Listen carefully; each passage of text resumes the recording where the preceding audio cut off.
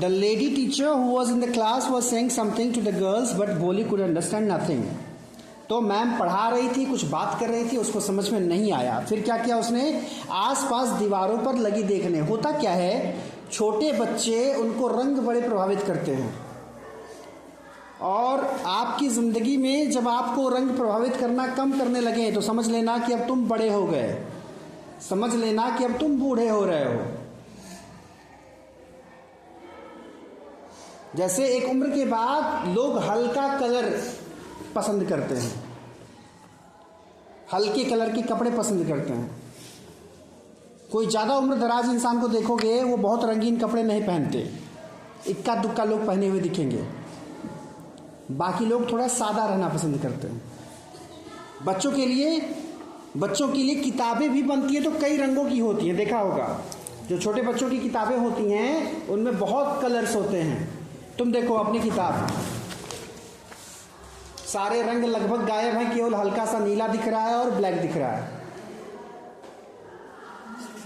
तो बच्चों को कलर बहुत फैसिनेट करता है।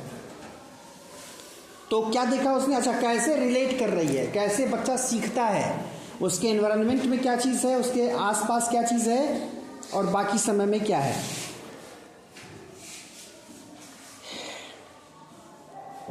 She looked at the pictures on the wall. The colors fascinated her. रंगों ने उसे प्रभावित किया, आकर्षित किया। The horse was brown, just like the horse on which the tehsildar had come to visit their village. देखो कैसे एसोसिएट कर रही है अपने प्रीवियस नॉलेज को। घोड़ा दिख रहा है, भूरे रंग का घोड़ा बना हुआ है दीवार पर। याद आया तहसीलदार जब गांव में आए थे तो ऐसे ही घोड़े पर आए थे। The goat was black like the goat of their neighbour. एक बकरी बनी थी काले रंग की, एकदम वैसी बकरी लग रही थी जैसे उसके पड़ोस में बकरी थी। The parrot was green like the parrot she had seen in the mango orchard. Orchard होता है फल का बगीचा। तो आम के बाग में जिस तरह से तोता या सुग्गा जो जैसे जिस कलर में दिखते थे वैसा ही तोता वहां दिख रहा है उसको बना हुआ। The cow was just like dear Lakshmi. और जो गाय बनी थी दीवार पर वो उसके लक्ष्मी की तरह। लक्ष्मी कौन थी? उसकी गाय थी। सडनली भोली notice that the teacher was standing by her side smiling at her. वो देख ही रही है, बहुत बड़े ध्यान से देख रही है सारे पिक्चर्स को। तब तक मैम उसके पास आ गई, मुस्कुराते हुए खड़ी थी पास में। अब देखो मैम जब बोलेंगी उनका तरीका क्या होगा बोलने का। What's your name little one, है ना, प्यार से बच्चों से कैसे बात करते हैं, क्या नाम है बेटा। तो अब वो बेचारी उसको भोली बोलने में दिक्कत है तो केवल भो का उच्चारण ही खींच रही है।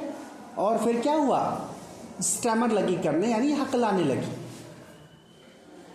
Then she began to cry. और होता है बच्चों के साथ, जब बच्चे कुछ प्रयास करते हैं और कर नहीं पाते तो रोने लगते हैं। Tears flowed from her eyes in a helpless flood. एकदम ऐसा लगा कि एकदम हेल्पलेस फील कर रही है और रोने लगी। She kept her head down as she sat in her corner. और फिर सिर झुका करके चुपचाप बैठ गई कोने में। Not daring to look up at the girls who she knew were still laughing at her. उसको हिम्मत नहीं हो रही थी आसपास की लड़कियों की तरफ देखने के लिए, क्योंकि वो सब ऐसा लग रहा था कि अभी भी उसको देख के हंस रही हैं, उसकी भाषा को लेकर के, उसकी बोली को लेकर के।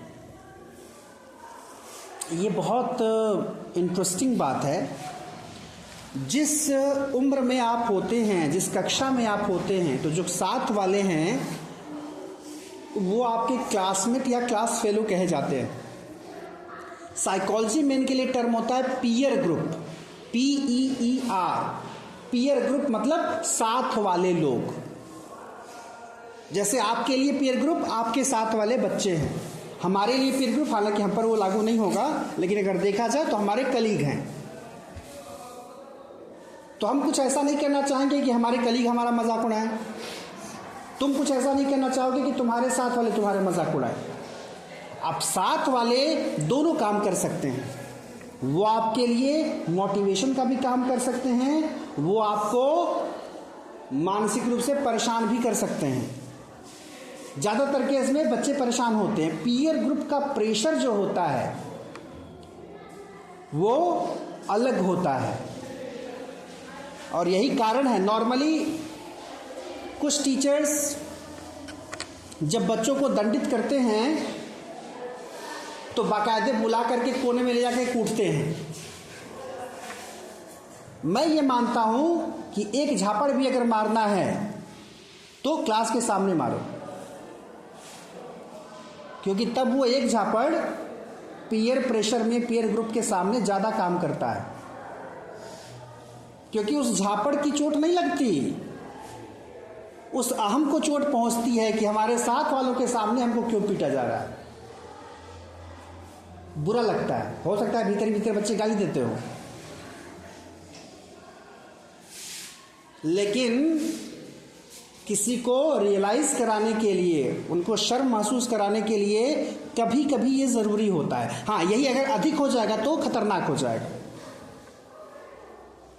अति सर्वत्र वर्जयेत। तो साथ वाले मजाक उड़ाएंगे तो आपको हतोत्साहित कर देंगे, साथ वाले अगर सपोर्ट करते हैं, आपका साथ देते हैं, तो हो सकता है आपको बल मिले, आप बहुत आगे चले जाएं।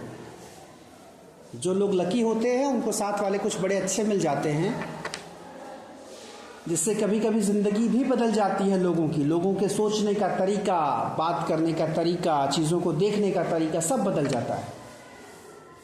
पर्सनली मैं ये मानता हूँ कि एक टीचर एक बच्चे को जितना प्रभावित नहीं कर सकता उतना साथ वाले कर सकते हैं। और यही कारण है कि मैं जब किसी बच्चे को कोई बात समझ में नहीं आती है तो मैं खुद चालाक बन के उसको समझाने की कोशिश कम करता हूँ। जो एक बच्चा या बच्ची जिसको कुछ चीज़ बेहतर समझ में आती है, मैं बोलता हूँ उसकी हेल्प करो, क्योंकि आपकी उम्र वाले जब आपको कोई बात समझाते हैं तो आपको ज़्यादा समझ में आता है। ये फैक्ट है, क्योंकि तुम जिस सिचुएशन में हो, तुम जो फील करते हो, तुमको जिस तरह की समस्या हो रही है, वो साथ वाला ज़्यादा बेहतर समझेगा दैन कि कोई ज़्यादा उम्र वाला। जैसे आपको अभी कोई 50-60 साल का आदमी पढ़ाएगा तो उसकी कुछ बातें आपको हजम नहीं होंगी, क्योंकि वो जो उम्र का वो लंबा गैप होगा, वो जो अनुभव की बातें रहेंगी, कुछ बातें, हालांकि कभी कभी मेरी बातें भी तुम लोग को लगती होगी जब मैं कहता हूँ कि जब मैं तुम्हारी उम्र में था तो चीज़ें ऐसी थी, है ना। तो वो बताने का उद्देश्य केवल अनुभव शेयर करना रहता है, ना कि थोपने का कि हम जैसे रहे वैसे ही तुम रहो। तो when the school bell rang, all the girls scurried out of the classroom, but Bholi dare not leave her corner. घंटी बज गई, बच्चियां निकल गईं, लेकिन वो अभी भी उसी कोने में चुपचाप बैठी है। महसूस करो उस बच्ची को, एक अकेली बच्ची, डरी सी, सहमी सी, हकलाने वाली बच्ची। शी केप्ट ऑन सॉबिंग, और अब तक उसका सुबकना जारी है। Bholi, the teacher's voice was so soft and soothing, in all her life she had never been called like that, it touched her heart. उसका नाम टीचर ने इतने प्यार से लिया, अपना नाम उतने प्यार से उसने पहले कभी नहीं सुना। क्या कहेंगे इसको, उसका सौभाग्य या दुर्भाग्य? सौभाग्य की वैसी टीचर मिली, दुर्भाग्य की माँ बाप वैसे नहीं मिले। Get up, said the teacher. It was not a command but just a friendly suggestion. Bholi got up. तो ऐसा नहीं कि आदेश किया उठो, तरीका है वही कहने का, उठ जाओ बेटा। Now tell me your name. बोली चलो फिर से बताओ अपना नाम। Sweat broke out over her whole body. फिर पसीने से तरबतर हो गई बेचारी। Would her stammering tongue again distress her? फिर दिमाग में ये बात आई कि क्या मैं फिर हकलाऊंगी? For the sake of this kind woman, however, she decided to make an effort. लेकिन सामने वाले की अपील इतनी प्यारी थी कि उसने कहा कि इनके लिए एक बार कोशिश और करूँगी। She had such a soothing voice she would not laugh at her. बोली कि इतनी प्यारी आवाज़ है, ये तो नहीं हंसेंगी मेरे पर। फिर बोली, फिर हकलाई। Well done, well done. तो टीचर का काम क्या होता है? उसकी कोशिश है, उस कोशिश के लिए उसको शाबाशी दी उन्होंने। Come on, come on, now the full name. क्योंकि भोली में केवल भो ही बोल पा रही, भोली पूरा नहीं बोल पा रही। बोली पूरी कोशिश करो बेटा, अच्छी कोशिश है तुम्हारी। At last she was able to say it and felt relieved as if it was a great achievement. और कोशिश करके अल्टीमेटली उसने बोल दिया और ऐसा लगा कि एकदम जिला जीत ली हो। हाँ, well done. The teacher पैटेड her affectionately and said, देखो कभी कभी किसी की, कोई भी हो सकता है, आपका दोस्त, आपका कोई बड़ा, आपका कोई टीचर, उनकी कही गई कोई एक बात अगर यहाँ घुस जाती है, कुछ बातें ऐसी होती हैं जो एक बार यहाँ घुस जाती हैं वो ताउम्र आपके साथ रहती हैं और फिर वो बात एक तरह से आपकी ज़िंदगी का मंत्र बन जाता है, मंत्र बन जाती है। क्या बोला टीचर ने? Put the fear out of your heart and you will be able to speak like everyone else. ये बहुत इंपॉर्टेंट लाइन है, ये सब पर लागू होती है। बोली बेटा डर को दिल से बाहर निकालो, उसके बाद तुम औरों की तरह बिल्कुल बोल पाओगे। ये होता है जब आप किसी को भी स्टैमरिंग की दिक्कत अगर है, हकलाने की अगर दिक्कत है, तो कोई भी इमोशन बहुत हावी रहेगा तब हकलाहट आ जाएगी। आप बहुत डरे हुए हों, मेरे साथ होता है, मैं बहुत गुस्से में रहता हूं तो स्टैमरिंग होती है थोड़ी सी, एकदम जब आउट ऑफ कंट्रोल तो वो हकलाहट आती है। यानी इमोशन, कोई इमोशन आपका अगर पीक पर है तो वहाँ हकलाहट होगी। तो जब टीचर ने कहा, अच्छा आज तक उसको किसी ने नहीं बताया, तो उसने पूछा रियली? बोली सच में? मतलब मैं एकदम नहीं डरूंगी तो एकदम हकलाऊंगी नहीं? मतलब उसको लगा कि कितनी बड़ी चाबी मिल गई उसके समस्या के ताले की। Yes, yes, it will be very easy. You just come to school every day. Will you come? बोली not it. No, say it aloud. बोले कि हाँ बेटा बिल्कुल मत डरिए, बिना डरे बोलिए, कोई हकलाहट नहीं होगी। लेकिन हाँ, आपको उसके लिए डेली स्कूल आना होगा। आओगी ना? तो वो बोल नहीं रहे। ऐसा देखो, ये होता है जिस चीज में आपकी समस्या है आप उसका सेकेंड ऑप्शन तुरंत तलाशते हैं। जैसे अगर आपको बोलने में दिक्कत है तो आप बोलना अवॉइड करेंगे। आपको पता नहीं, आपका दिमाग आपको ऐसे ही जो है चैनलाइज कर देता है। अब वो जानबूझ करके नहीं कि बोलने में हकलाएगी, नोट करने लगे ऐसे। तो टीचर ने कहा ना, मुंह से बोलो, इशारा मत करो। जैसे क्या होता है, किसी को अगर सुनने में समस्या है तो सुनने में किसी को समस्या होती है तो वो इंसान क्या करता है, दो तरह की बातें करता है। एक तो ये कि सामने वाला कुछ बोला, हम समझ नहीं पाए, लेकिन हम ये बताएंगे नहीं कि हमको सुनाई नहीं दिया, और हम ऐसे सिर हिलाएंगे कि हाँ हमने सुन लिया, हमने समझ लिया क्या बोल रहे हैं आप। एक तरीका ये होता है। दूसरा, अगला बोलेगा, आप नहीं सुने, आए तो सामने वाला कहेगा कहाँ है, सुनाई नहीं दिया था तुमको? नहीं नहीं, कुछ और सोच रहे थे। भले ही आपने पूरा एफर्ट लगाया हो सुनने का, आपको सुनाई न दिया हो, तो क्या बहाना होगा, कुछ और सोच रहे थे। तो कई बार आपका दिमाग जो है आपको विश्वास नहीं करने देता कि आपके साथ वो समस्या, आप एक्सेप्ट नहीं करते। कहीं भी कोई दिक्कत है शरीर में, दिमाग आपको तैयार नहीं करता जल्दी कि आप एक्सेप्ट कर ले कि हाँ ये दिक्कत है आपके साथ। अगर एक्सेप्ट कर लोगे तो उस पर काम करोगे तो चीज़ें सही हो जाएंगी। तो फिर उसने कहा यस, हाँ, कोशिश है बोलने की, हाँ। And Bholi herself was astonished that she had been able to say it, लेकिन ये जल्दी बोल दी तो उसको लगा कि सच में मैम ने जो दवा बताई है बिल्कुल सही बताई। तो इसलिए कई बार जिंदगी में काउंसलिंग बड़ी चीज होती है। सामने वाला अगर आपको समझा देता है, चीजें आपको समझ में आ जाती हैं।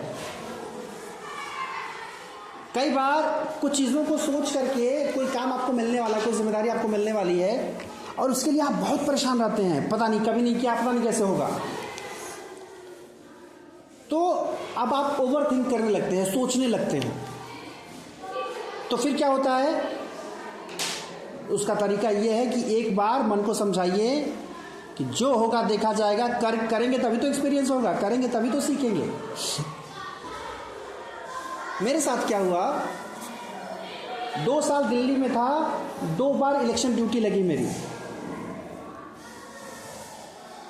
पहली बार जब लगी ड्यूटी तो उस समय स्थिति ये बनी कि बाकी लोगों को काम मिल गया और मैं रिजर्व में हो गया। रिजर्व का मतलब कोई अगर बीमार पड़ेगा तो फिर मैं जाऊंगा ज्वाइन करने। तो मैं अपने से बड़े वाले अधिकारी के साथ हो लिया, उनके साथ घूम घूम करके सब देखने लगा। मतलब अपना काम नहीं किया मैंने, जो मुझसे बड़ी वाली पोस्ट थी वो वाला काम किया मैंने। लेकिन जो डेजिग्नेशन है अपना, तो जब काम मिलेगा तो वही वाला मिलेगा, छोटा वाला, उसके प्रिजाइडिंग वाला, सेक्टर ऑफिसर वाला नहीं। तो पहले साल ड्यूटी लगी तो ये डर था कि पता नहीं कैसे कराएंगे इलेक्शन। तो पता चला कि इलेक्शन कराना ही नहीं पड़ा। तो वो डर बरकरार रहा, कैसे कराएंगे। दूसरी बार फिर ड्यूटी लगी, उसके पहले ड्यूटी लग चुकी थी बीएलओ में। बीएलओ का काम होता है, बूथ लेवल ऑफिसर होता है, घूम घूम करके सबका वोटर आईडी बनाना होता है। तो दूसरी बार जब ड्यूटी लगी तो उसके कारण से कट गई कि ऑलरेडी बीएलओ थे, तो फिर प्रिजाइडिंग नहीं बन पाया, यानी चुनाव नहीं करा पाए। मतलब 2 साल ड्यूटी थी, दोनों साल में अनुभव नहीं हुआ, तो वो डर 2 साल तक बरकरार रहा। फिर यहाँ आए, यहाँ आते फिर ड्यूटी लग गई इलेक्शन में। तो इस बार जो है दिमाग में बात थी, क्योंकि प्रिजाइडिंग का ये होता है, जहाँ चुनाव जिस बूथ पर होता है उस बूथ का सर्वा प्रिजाइडिंग होता है। मतलब कुछ भी अगर होता है वहाँ पर, कोई मार काट मचा तो जिम्मेदार आप होंगे। तो ये दिमाग में था कि कैसे कराएंगे इलेक्शन, या कोई आकर के बहस करने लगे, या पता चले कोई पिस्टल लेके पहुँच गया तो क्या करोगे। अब हम भाई पुलिस वाले तो है नहीं, हमको किसी ने, सरकार ने कोई गन तो दिया नहीं है, और अगर देगी भी सरकार तो ऐसे ना किसी को ठोक दोगे। तो एक डर था, वो 2 साल से डर बरकरार रहा। तो जब तीसरे साल जब फिर वो मौका आया, फिर वो जिम्मेदारी आई, तो जब जिम्मेदारी आई तो अच्छे से निभा ले गए।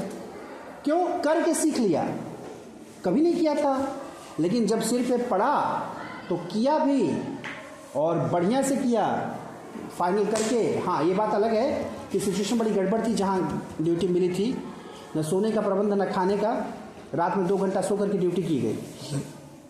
वो मामला थोड़ा गड़बड़ था, लेकिन वो काम कर लेने के बाद अब ये लगता है कराओ इलेक्शन जो कराना है, क्योंकि अनुभव हो चुका है।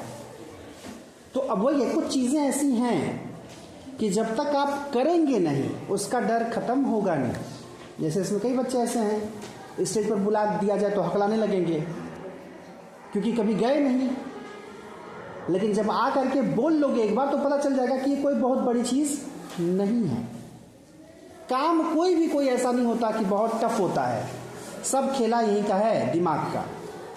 तो उसको सही से उसकी वायरिंग अगर हो जाएगी तो काम सही हो जाएगा। वही है, समय पर कोई सही आदमी मिल जाना चाहिए जो आपको बता दे। तो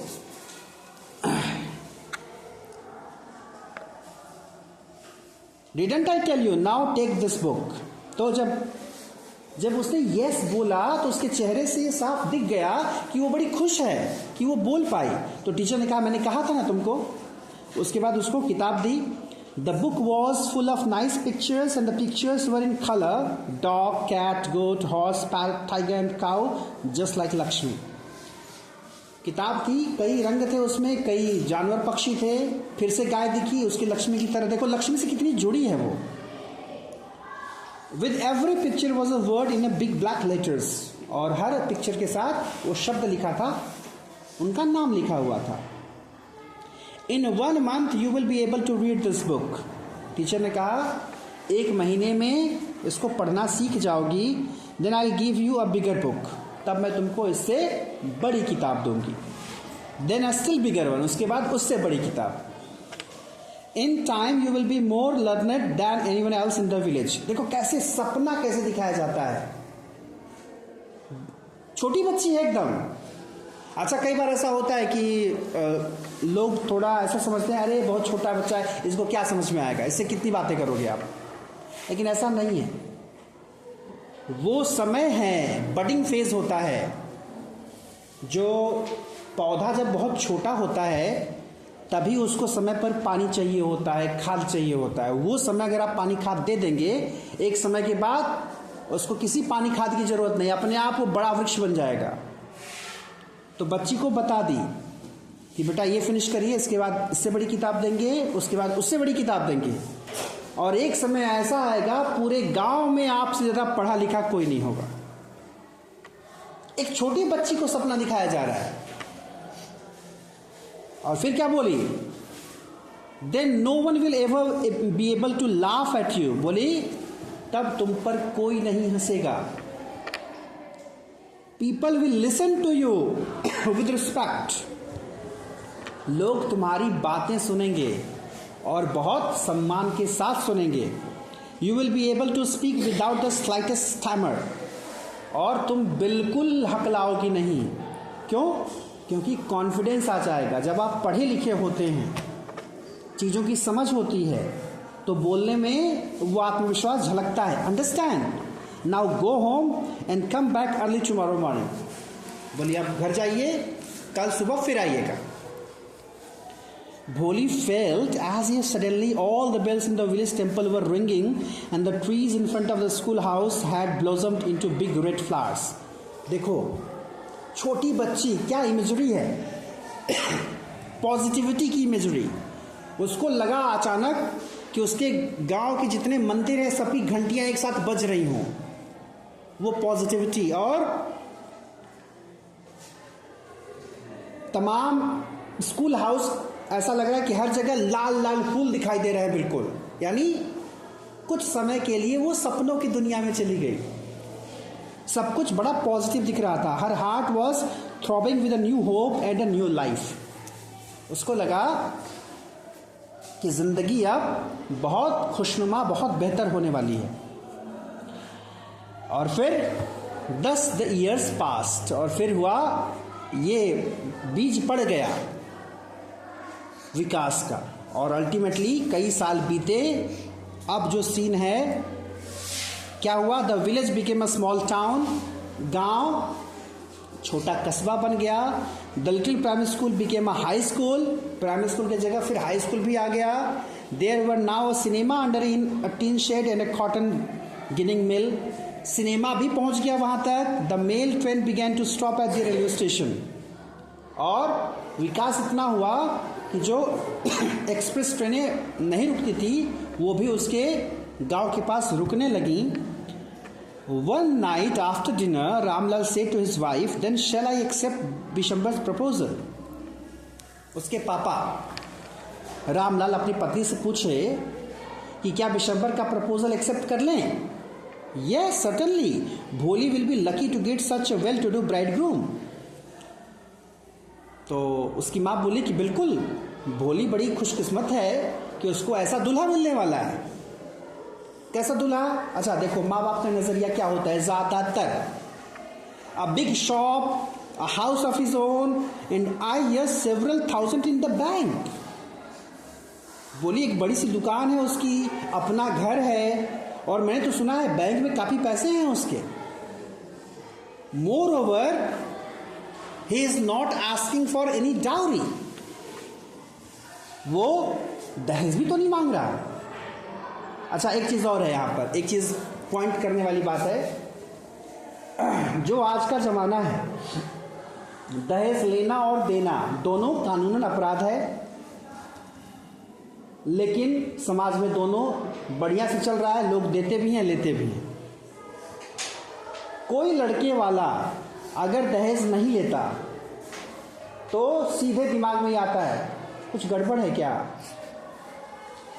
कुछ कमी है क्या लड़के में या उसके परिवार में। यानी दहेज जो है मापदंड बन गया योग्यता का कि आप जितने योग्य हैं उतना आपको दहेज लेना है, और अगर आप नहीं ले रहे हैं तो इसका मतलब कहीं ना कहीं लोचा है,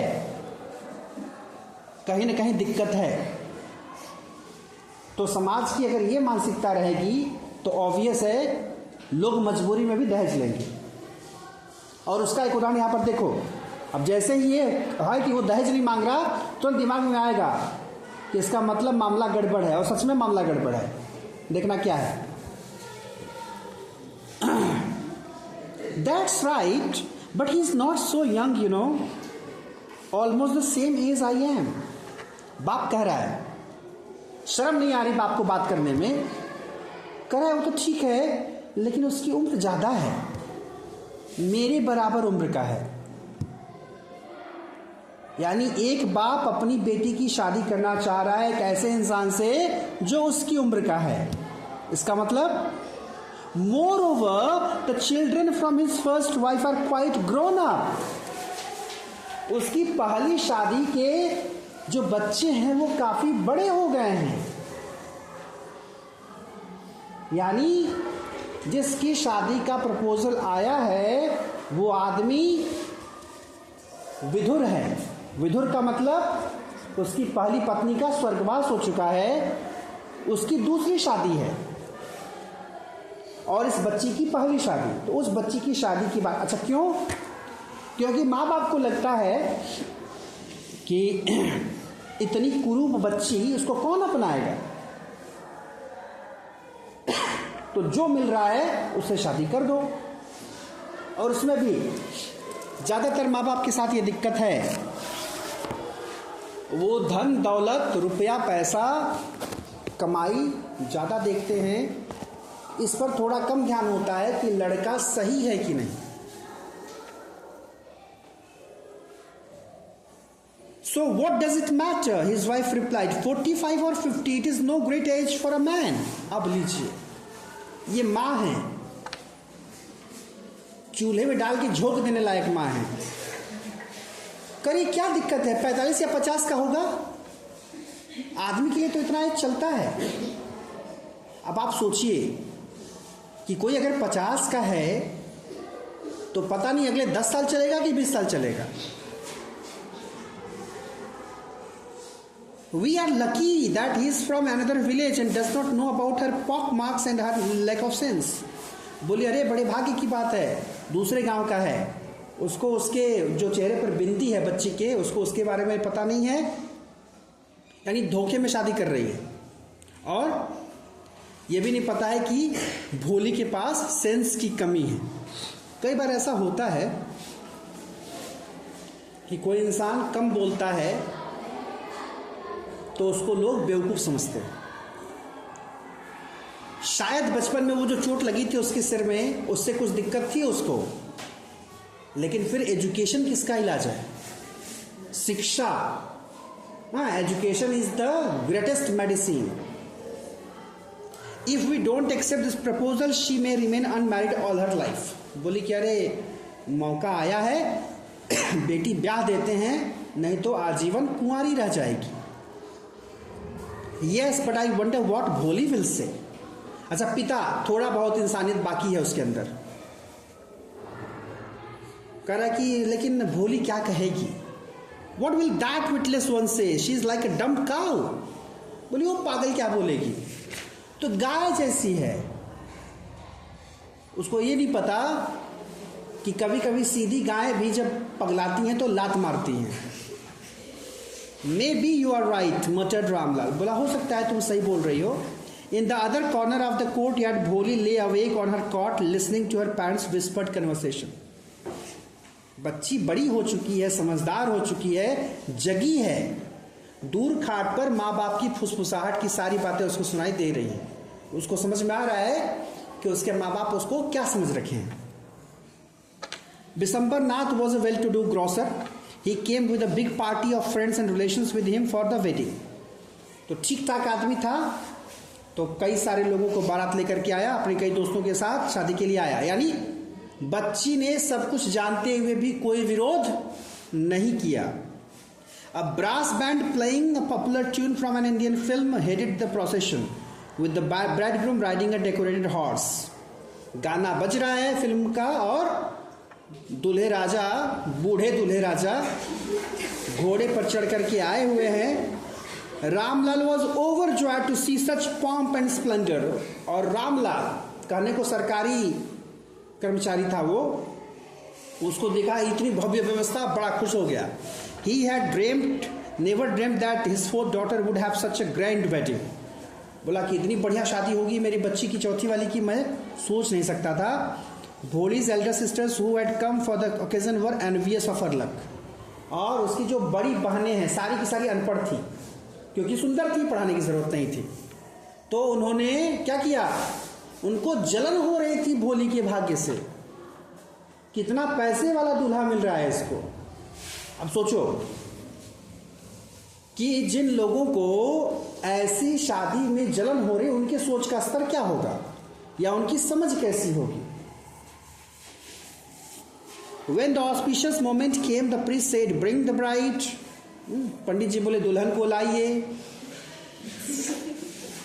Bholi, clad in a red silken bridal dress, was led to the bride's place near the sacred fire. आग जल रही है, भोली को लाया गया, बढ़िया लाल कपड़े में, लाल जोड़े में आई। गार्लैंड द ब्राइड, है ना, दुल्हन को माला पहनाइए। One of his friends prompted Vishambar Nath. तो एक दोस्त ने कहा भाई दुल्हन आ गई, तुम्हारी माला पहनाओ इसको। The bride groom lifted the garland of yellow marigolds. तो उसने वो पीले रंग का जो गेंदा होता है उसका वो बनी माला लेकर के आगे बढ़ा। A woman slapped back the silken veil from the bride's face. और फिर क्या हुआ, अचानक से हल्का सा, चेहरा तो ढका है, हल्का सा कपड़ा किसी से टच हो गया और हट गया उसके चेहरे पर से। Vishambar took a quick glance, तुरंत देख लिया,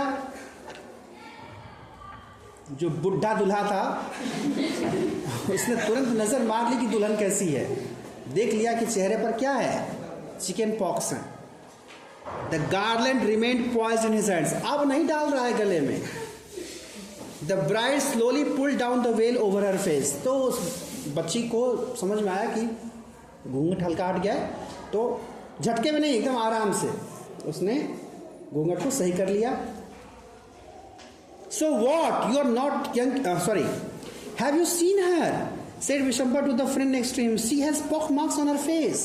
बोला अरे देखिए उसको, उसके चेहरे पर तो चीचक का दाग है। अपने दोस्त से, अब 50 साल के बुढ़े का दोस्त, सॉरी फॉर माई लैंग्वेज, लेकिन ये है ही ऐसी जो है कहानी। उसका दोस्त भी उसी की उम्र का होगा, कह रहा है अरे ऐसी बातें जो है टीनेजर्स करते हैं लड़के, कह रहा है कि देखा उसके चेहरे पर चीचक का दाग है। तो बोला so what, you are not young either. बोला तो तुम कौन से जवान हो। इस तरह की बात दोस्त ही कर सकते हैं। Maybe but if I am to marry her father must give me 5000 rupees. बोला हाँ ठीक है, मैं जवान नहीं हूँ, लेकिन अब बात ऐसे नहीं बनेगी। अगर मुझे उससे शादी करनी है तो उसके बाप को बोलो कि मुझे 5000 रुपया दे। तो आप समझिए, एक कहानी जब की है उस समय 5000 की कीमत अधिक थी, आज के समय में उसको आप 5 लाख समझ लीजिए, क्योंकि 50,000 भी कम कीमत है, 5 लाख समझिए। Ramlal went and placed his turban, his honor of Vishambar's feet. ऐसी सिचुएशन में हिंदी फिल्मों का पिता जो करता है वही इस पिता ने भी किया। पगड़ी उतारी, मेरी इज्जत आपके हाथ, ऐसा मत करिए। हाँ, तो फिर बोले कि do not humiliate me, so take 2000 rupees.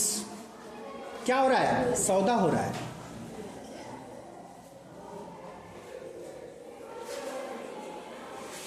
बोला कि 5000 नहीं 2000 ले लीजिए, इस तरह से बेइज्जत मत करिए। नो 5000 और we go back, give your daughter. बोला कि मैं कुछ नहीं जानता, 5000 देना है तो दो, नहीं तो अपनी बेटी को अपने पास रखो, मैं जा रहा हूं। Be a little considerate, please. If you go back, I can never show my face in the village.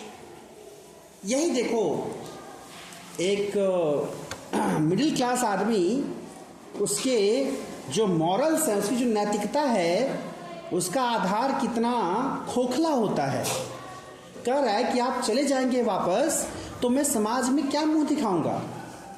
अब समझने वाली बात यह है कि एक 18-20 साल की बेटी को 50 साल के आदमी से शादी करके समाज में उनका चेहरा उज्जवल रहेगा और उनका मस्तक ऊंचा रहेगा, उनकी इज्जत और शान शौकत बरकरार रहेगी। लेकिन वो बुढ़ा वापस चला जाए अगर, तो उनकी बेइज्जती हो जाएगी।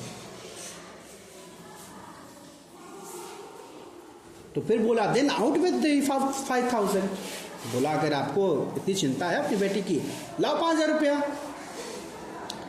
Tears streaming down his face, Ramlal went in, opened the safe and counted out the notes. He placed the bundle at the bridegroom's feet. तो गए, सेफ में जो पैसा रखे थे सब गिन करके ला के दूल्हे राजा के पैर के पास। अब ये भी दुखद है देखना कि किसी के सम्मान में पैसा उसके पैर पे नहीं रखना चाहिए, तो पैर के पास लाके रख दिए पैसा। On Vishambar's greedy face appeared a triumphant smile. और जब देखा पैसा, आपका बंडल, एकदम मुस्कुरा पड़ा। He had gambled and won. Give me the garland, he announced. बोला हाँ अब बनेगी बात, लाओ माला पहनाते हैं। Once again the veil was slipped back from the bride's face, but this time her eyes were not downcast. और फिर अब जो है ड्रामा अपने पीक पर पहुंचने वाला है, क्लाइमेक्स पर आने वाला है। फिर से घूंघट हल्का सा हटा बच्ची का। अभी वो शर्मा करके जैसे दुल्हने करती हैं, आंख नीचे नहीं थी उसकी। She was looking up, looking straight at her prospective husband. सीधे देख रही थी अपने होने वाले दूल्हे की तरफ। And in her eyes there was neither anger nor hate, only cold contempt. उसकी आंखों को देख करके समझ में आ रहा था कि उसकी आंखों में ना तो गुस्सा था और ना ही घृणा थी। क्या थी? कंटेम्प्ट। कंटेम्प्ट का मतलब होता है जब हम किसी को लायक ही न समझें। जैसे किसी को आप कोई काम दो करने के लिए और वो काम न करे, तो एक तरीका है कि आप उससे गुस्साएं, उस पर गुस्साएं। दूसरा तरीका है कि आप उससे घृणा करने लगे कि समय पर कभी काम नहीं आता या काम नहीं आती। तीसरा तरीका, आप एकदम बोलें तुमसे मुझे वैसे भी उम्मीद नहीं थी। तो ये जो तरीका है ना उम्मीदी का तरीका, अगर सामने वाले के मन में थोड़ी भी शर्म बाकी है तो ये तरीका ज़्यादा खतरनाक होता है। जैसे कई बार ऐसा होता है, माँ बाप जब गुस्सा होते हैं तो नाराज़गी नहीं दिखाते, बातचीत बंद कर देते हैं, एकदम शांत हो जाते हैं। तो वो कंटेम्प्ट का तरीका, उसकी आंखों से वही दिख रहा था। मतलब समझ गई कि जो सामने आदमी खड़ा है ये इस लायक नहीं है कि इसके हाथों माला पहनी जाए। अच्छा, उसके लिए एज कोई फैक्टर नहीं था उस बच्ची के लिए। Bishambar raised the garland to place it round the bride's neck, but before he could do so, Bholi's hand struck out like a streak of lightning and the garland was plunged into the fire. भाई साहब पैसा पाने के बाद माला पहनाने जा रहे हैं, तब तक दुल्हन का हाथ निकला, धड़ से मारा माला को और माला चली गई आग में। She got up and threw away the veil. अब वो बच्ची भोली जो है भाला के रूप में तैयार है, काली बन गई है ना। तो गाय जो भोली भाली गाय, वो सींग वाली गाय बन गई, उठ के खड़ी हो गई, घूंघट हटा दिया, खड़ी हो गई। पिताजी देखो उसके शब्द देखो, अब कोई स्टैमरिंग नहीं। पिताजी said Bholi in a clear, loud voice, and her father, mother, sisters, brothers, relations, and neighbors were startled to hear her speak without even the slightest stammer. बिना किसी हकलाहट के बच्ची इतना क्लियर बोल रही है, सबको बड़ा आश्चर्य हुआ। फिर बोली, पिताजी टेक बैक योर मनी। बोली अपने पैसे वापस लीजिए। I am not going to marry this man, मुझे इस आदमी से शादी नहीं करनी। रामलाल वॉज थंडरस्ट्रक, और रामलाल जो है लगा उनको काट मार गया हो। The guest began to whisper, so shameless, so defiant, so shameless. जो मेहमान लोग आए थे कहे इतनी बदसूरत है, कितनी बदतमीज है ये। Bholi, are you crazy, shouted Ramlal, you want to disgrace your family, have some regard for our इज्जत।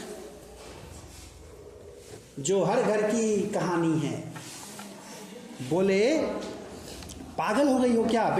पिताजी बोल रहे हैं, थोड़ा तो घर की इज्जत की परवाह कर लो, क्या चाहती हो? For the sake of your इज्जत I was willing to marry this lame old man. बोली हाँ पिताजी, आपकी इज्जत के लिए ही इस बूढ़े लंगड़े आदमी से मैं शादी करने जा रही थी। But I will not have such a mean, greedy and contemptible coward as my husband. I won't, I won't, I won't. जैसे इस्लाम में होता है तलाक तलाक तलाक, उसी तरह से 3 बार पहले ही आई वोंट कर दी। जैसे इसमें जब होता है एक्सेप्ट तो कहते हैं कबूल है कबूल है कबूल है ना।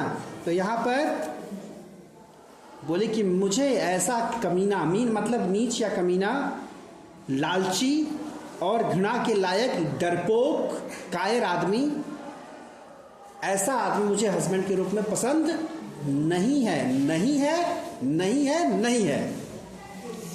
What a shameless girl! We all thought she was a harmless dumb cow.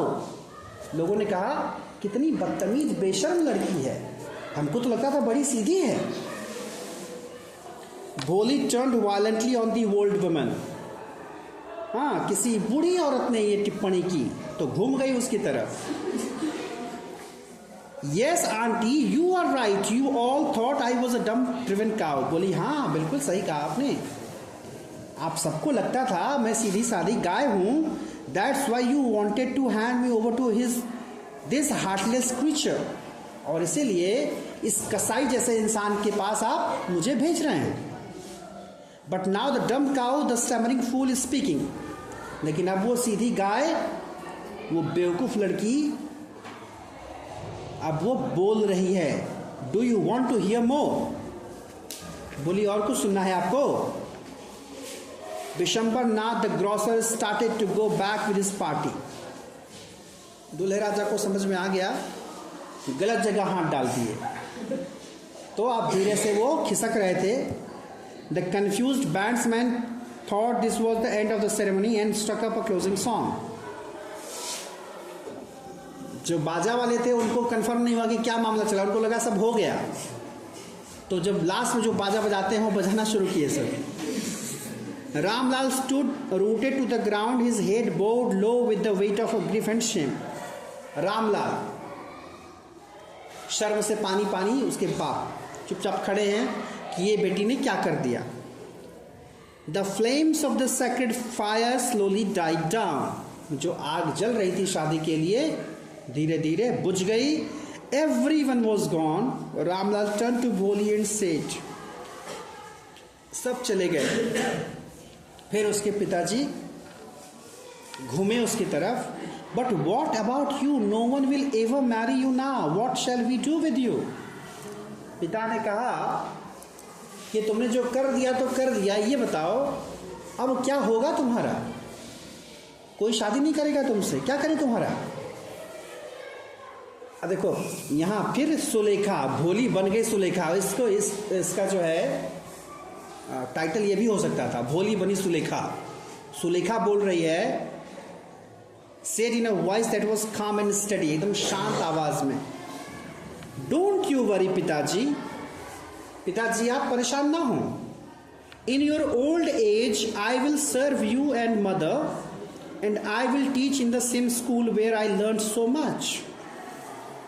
बोलिए आप चिंता मत करिए, आप भी बूढ़े हो रहे हैं तो आपकी वृद्धावस्था में आपकी और माँ की सेवा करूंगी और उसी स्कूल में पढ़ाऊंगी जहां से मैंने पढ़ा है। Isn't that right man? तो उसकी मैडम भी आई थी शादी में, तो मैडम की तरफ मुखातिब होकर बोली, मैडम सही बोल रही हूं ना? The teacher had all along stood in a corner watching the drama. उसकी टीचर एक कोने में खड़ी थी, सब देख रही थी। यस भोली, ऑफ कोर्स, शी रिप्लाइड। वो बोली हाँ बेटा बिल्कुल। And in her smiling eyes was the light of a deep satisfaction that an artist feels when contemplating the completion of her masterpiece. उस टीचर की आंखों में वो संतुष्टि का भाव था उस बच्ची को देखकर कि मतलब इसको पढ़ाना समझाना सार्थक हो गया आज। जैसे कोई पेंटर जब कोई पेंटिंग बना रहा होता है, अच्छी पेंटिंग बनाने वाला अगर पेंटिंग बनाए, एकदम बेस्ट पेंटिंग बन जाए, तो जो उसको संतुष्टि मिलती है, या एक किसान को अपनी लहलहाती फसल को देखकर जितना अच्छा लगता है, यानी हर कलाकार को अपनी कलाकृति देख करके जितना अच्छा लगता है, उस टीचर को वही फील हुआ उस बच्ची को देखकर, उसकी पर्सनालिटी को देखकर। तो इस तरह से भोली बनी सुलेखा। तो पहले भी डिस्कस किए हैं, बताए हैं एजुकेशन की इम्पोर्टेंस।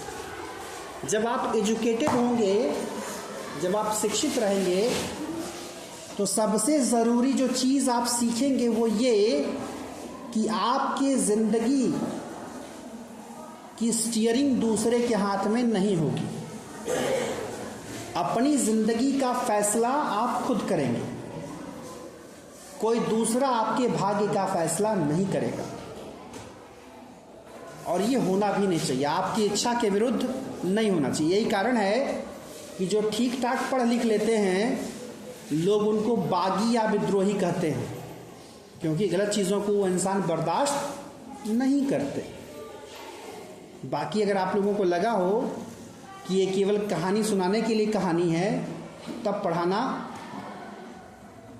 व्यर्थ हो जाएगा। इसको समझिए कि ये कहानी आपके चैप्टर में क्यों है। एजुकेशन किसी इंसान को किस हद तक बदल सकता है और किस हद तक विकी बना सकता है, किस हद तक अपनी परिस्थितियों से लड़ने के लिए तैयार कर सकता है। नहीं तो मैंने देखा है, सुना भी है कई लोगों के बारे में, अच्छे अच्छे पढ़े लिखे लोग जब गृहस्थी में जाते हैं तो दूसरों के इशारों पर उनको नाचना होता है, और कई बार वो बहुत कुछ झेल रहे होते हैं। लेकिन वही इंसान जब सेल्फ डिपेंडेंट हो जाता है, तब लोगों का नज़रिया बदल जाता है उसको लेकर के। खास करके लड़कियां, महिलाओं के लिए। अगर आसपास कोई महिला काम करती होंगी, किसी जॉब में होंगी, प्राइवेट या सरकारी, देखना उनके घर में उनकी क्या इज्जत है। हाँ, ये बात अलग है कि पीछे से लोग कहेंगे बहुत बनती हैं, बहुत घमंडी हैं, हाँ, किसी को भाव नहीं देती, लेकिन सामने किसी की बोली नहीं निकलती। सामने लोग बिल्कुल सम्मान देंगे। तो ये होता है ज़िंदगी में।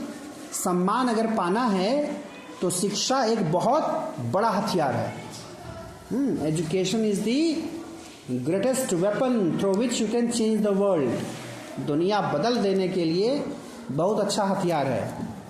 बाकी घर वाले तो काम कराते ही रहेंगे। काम करते रहिए, पढ़ाई करते रहिए।